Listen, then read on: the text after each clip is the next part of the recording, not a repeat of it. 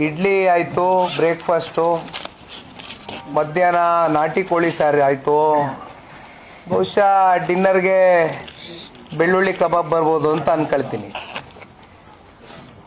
ಅಂತಿಮವಾಗಿ ಉಪಹಾರ ಇಲಾಖೆ ಮಾತ್ರ ರಾಜ್ಯದಲ್ಲಿ ಸಕ್ರಿಯವಾಗಿ ಕೆಲಸ ಮಾಡ್ತಾ ಇದೆ ಅಂತಕ್ಕಂಥದ್ದು ರಾಜ್ಯದ ಜನತೆಯ ಭಾವನೆ. ಈಗ ಆರೋಗ್ಯ ಇಲಾಖೆಯಲ್ಲಿ ಏನೇನು ಸಮಸ್ಯೆಗಳಾಯಿತು, ಎಷ್ಟು ಜನ ಗರ್ಭಿಣಿ ಬಾಣಂತಿಯರು, ತಾಯಂದರು, ಮಕ್ಕಳು, ಸಣ್ಣ ಸಣ್ಣ ಶಿಶುಗಳು ಎಷ್ಟು ಜನ ಬಲಿಪಶು ಆದ್ರು ಅಂತಕ್ಕಂಥದ್ದು ನೋಡಿದಿರಿ.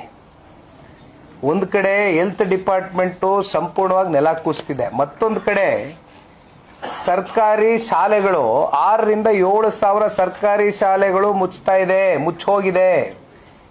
ಮತ್ತೆ ಶಿಕ್ಷಕರ ನೇಮಕಾತಿ ಏನಾಗಬೇಕಾಗಿತ್ತು, ಹತ್ತತ್ರ 20,000ರಿಂದ 25,000 ಶಿಕ್ಷಕರ ನೇಮಕಾತಿ ಇಲ್ಲಿವರೆಗೂ ಕೂಡ ಆಗಿಲ್ಲ.